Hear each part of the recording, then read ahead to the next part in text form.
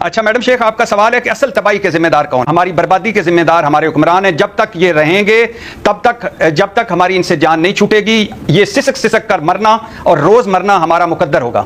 دنیا کا کوئی عالم اور کوئی دانشور میڈم شیخ مجھے بتا سکتا ہے کہ کل مریم نواز صاحبہ دریائے راوی میں کشتی پر کیوں بیٹھی تھی، اور کیوں علیم خان صاحب چیف سیکرٹری پنجاب کے ساتھ کشتی میں بیٹھنا اور ایک چکر لگانا اور چلے جانا؟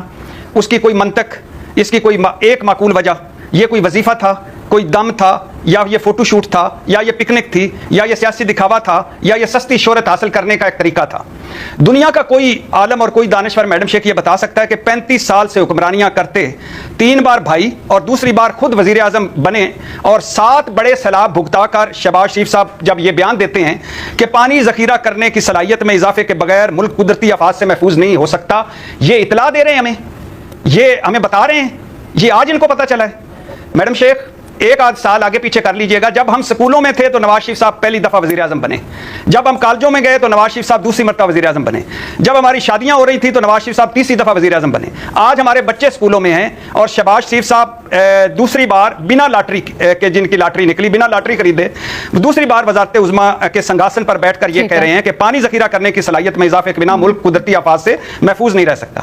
آج ہی ان کو پتہ چلا ہے. اور میڈم شیخ اندازہ کریں کہ بھارت 5700 ڈیم، چین 98,500 ڈیم، پاکستان 150 ڈیم جن میں 18 زیر تعمیر.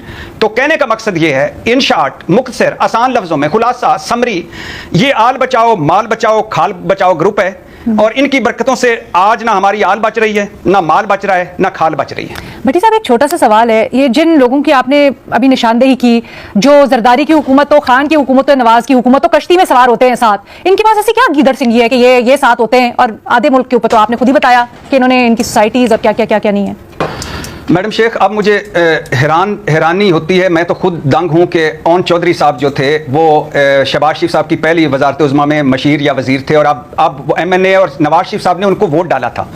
علیم خان صاحب ان کے وزیر ہیں، جہانگیر ترین صاحب ان کی ایڈوائزری کمیٹی کے ممبر ہیں.